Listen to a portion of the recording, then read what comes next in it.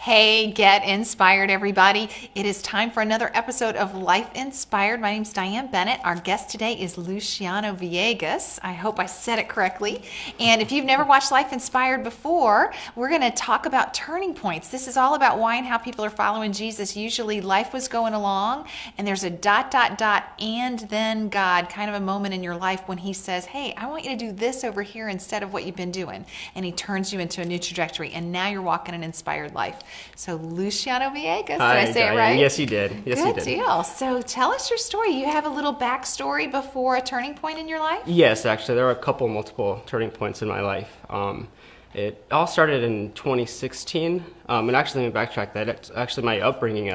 My dad, he followed Jesus growing up, and that's how I was first introduced to the Bible. Okay. That's how I learned how to read and write in Spanish too, which is kind of interesting. Like all my brothers and sisters, I guess he really emphasized following Jesus as I was a kid. Cool. And it was something that I looked up to and actually admired about him. Okay. It was very fascinating. I mean, every Sunday we'd get up real early, which as a child you didn't really enjoy doing. But he took us to church, and about my senior year in high school.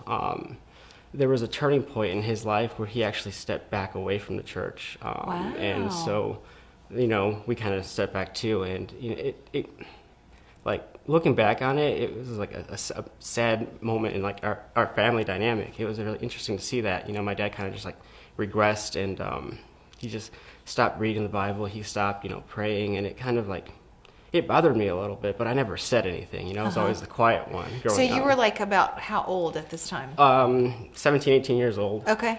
So, graduated high school, did a short stint in college, and then I moved out of my parents' house in 2014. Okay. So throughout this time, I'm trying to find my identity. I picked up running in 2009 right after high school. Okay. So it's one of my biggest passions. When somebody looks at me, they're like, it's Luciano the runner. Cool. So Okay. that's what I'm known for. And so fast forward to 2014, I move out of their house, and I get this I've always known who Jesus is, but I've never really, pursued him. I'm like, okay, I know there's Jesus, there's God, created, the earth, from my upbringing with, growing up with my parents in a Christian household. And so then 2014, I'm living on my own, and I'm wanting to connect with people. And it's something that's always been hard for me, getting out there, talking to people, meeting new people. I was very closed off as a teenager and child. Okay. And so I started looking for other people to run with, and I'm like, cool. I'll give this a shot and get to know people. And so I found this group of runners that, seemed really cool, and I'm like, I started running with other people. Great. And I started seeing some, improvements in my running and my social aspects of life. I started being more open with people. So that was really cool.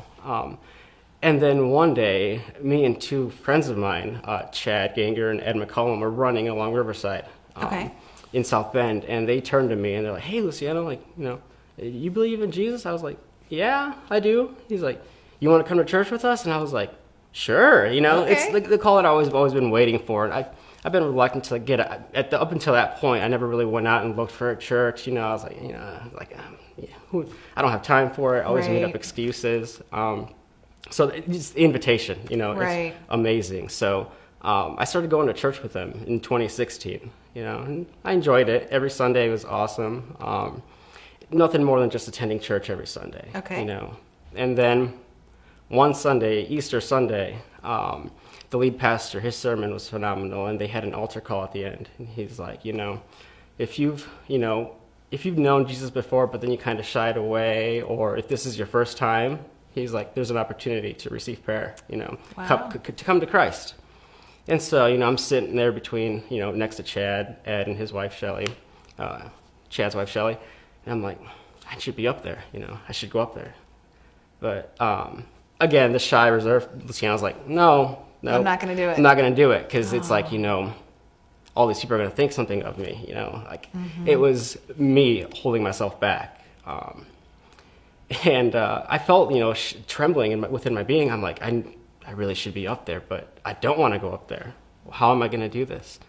And the Holy Spirit, he used the lead pastor to use this wording that really broke through me. He's like, I have a feeling that there's some of you out there that need to be up here, but you're letting pride get in the way. He's like, and it's a shame to let pride be the reason you go to hell. He's like, oh my yeah. gosh, wow. He's like, don't care what your friends think next to you. He's like, it'd be a foolish reason to go to hell. At that point, everything broke down around me. Like, I just started crying, and I pushed them aside, gently, and I'm like, guys, I need to go up there, and I'm just, just an emotional wreck. It's just, I go up there and receive prayer. People lay their hands on me, and it's just like, everything just washed away. Wow. It was amazing. And so that was in 2016, and I'd been going to church regularly, I felt a newness in me. It was amazing. But then again, I regressed a little bit. I kind of did, my dad, I regressed a little bit and wasn't really walking with Jesus for a while. This was in 2017, like a year and a half later. Okay. I'd helped serve at the church. I was on the usher team and stuff, did a couple small groups, was in young adults, and I had some growth as a Christian. I was like, this is amazing. And then I let life get in the way, and I'm like, okay, I can do this on my own. It's and I've arrived. Yeah. Okay. Not necessarily in that sense, but it's yeah. like, okay, this is great. I got it. I got it. I understand. Cool. That's not how this works. And I was humbled a couple times along the way. It's like, Luciano, like I always put myself first. I always put other people first, and it was not the right way, and it never worked out. People always end up getting hurt. Mm-hmm. I would end up getting hurt, in relationships and finances and work, when you got to put God first, and that's really where, when you do that, everything else takes care of itself. And so fast forward to this fall, I'm like, okay, you really need a turning point where you need to get your head on straight and really start, it's time to man up. So this fall, I actually ran into somebody, my girlfriend Janae, who really also, here watching. Yeah, she also inspired me too. You really have to fully immerse yourself, and you can't do this alone. And so at the same time, everything's going great. I'm like, wow, this is awesome. My dad has a stroke, and at that point, if I had not been in the spiritual place that I was at, I think it really would have broken me. Because my family, they come from like a background where like ailments are like normal. Both my parents are diabetic, so there's a high risk for me. And it's something that I've become used to. Okay. But at the same time, it's like, I see that and I'm like, God, please help here. Please help here. That's like, you humble yourself. But when my dad had his stroke, I felt calm, like not necessarily like I was terrified, but at the same time, I'm like, he's gonna be okay. I really believe he will be okay. My whole family, I watched as like my brother, he was scared. He was crying. I was at the hospital the first night with my dad. My brother walks in, he sees me, we make eye contact, and he sees my dad laying in the hospital bed.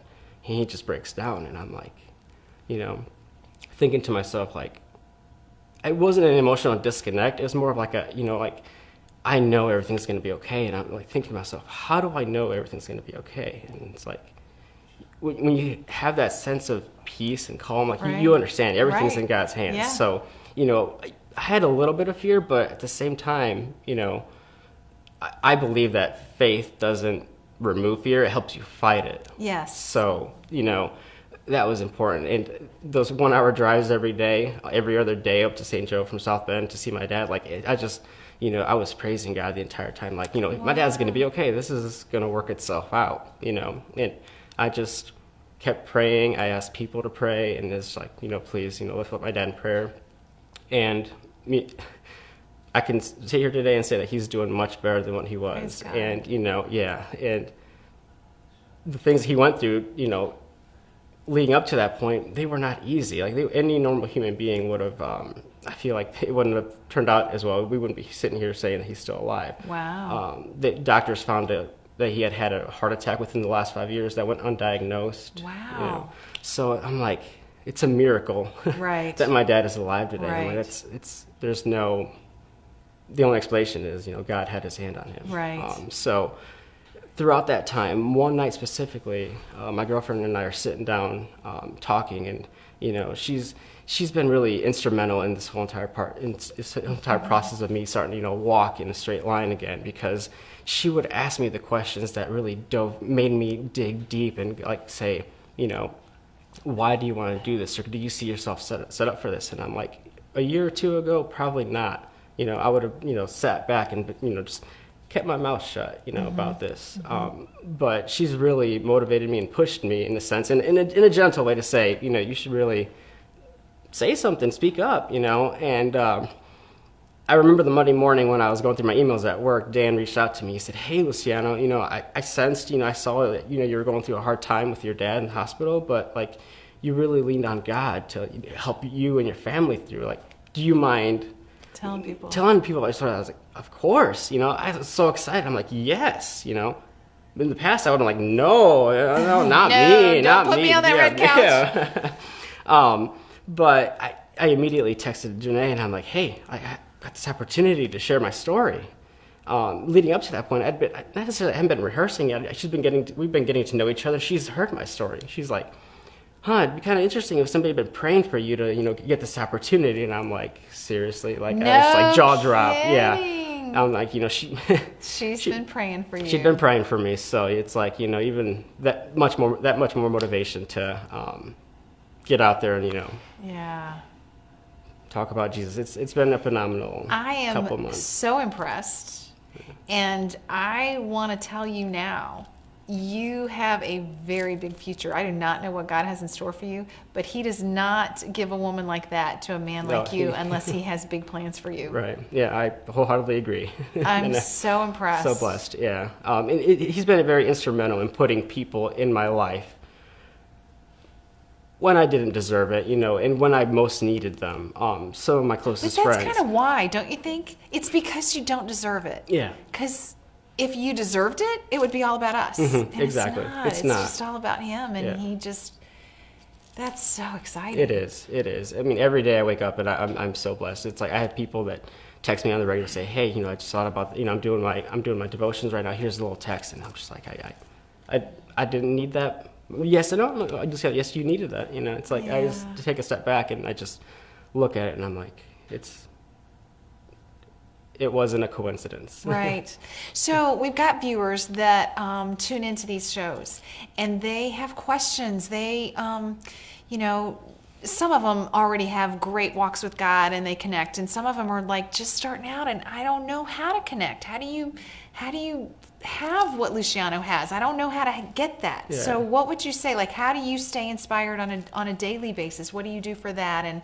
And what would you say to somebody that wants to find your same inspiration? Mm-hmm. How would you tell them what to do? I would say you take the first step. You don't have to start off running. Start off walking, and you just take it all in stride. And also at the same time, go deep with it. Don't just sit on the surface and say, okay, this is good enough. Sunday church, yeah. Small groups. I'm starting to get back into small groups to do a small, because there's a lot of power and strength in just 2 or 3 or 4 people getting together, right, and reading the Bible. That's another point for me is, as cliche as it sounds, there's a lot of truth in the Bible. I mean, for every storm that comes in, I've had so many storms in my life that I've had to navigate through, and it's all in there. I mean, that's the Word of God. It'll help you through anything, and there's so much truth in that.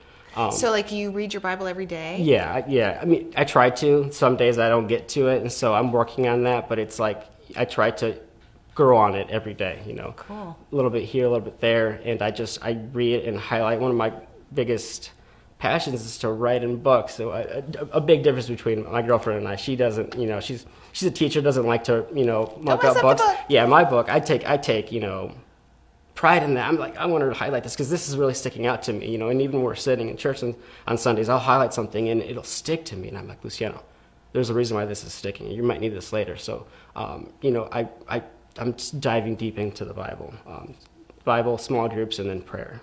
That's awesome. Very cool. What I do. Yeah. Very cool. So sometimes we'll tell people if you want to meet with Luciano, he would have coffee with you. Is that? Of course. Yeah. I love coffee. Okay, great. So so if you guys are watching and you'd like to meet one-on-one with Luciano, just message us here. You can be watching Life Inspired from either our YouTube channel or our Facebook page or inspiredhomes.com. So any one of those places you can message us, and we'll put you in contact with Luciano so he can have coffee with you. And this is a way that you can share this story. So if Luciano's story is not yours, but it sounds very much like someone that you love, share it. You can share the YouTube link or share it on Facebook, or again, share it from from inspiredhomes.com. So yeah, thank you so much for sharing your story. Thank you for having me. Any last things that you want to say to anybody?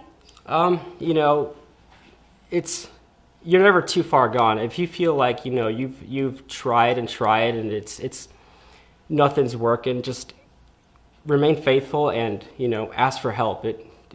People are here. We're here to help each other. We're not here to judge. We're here to love each other. So just know that you are loved.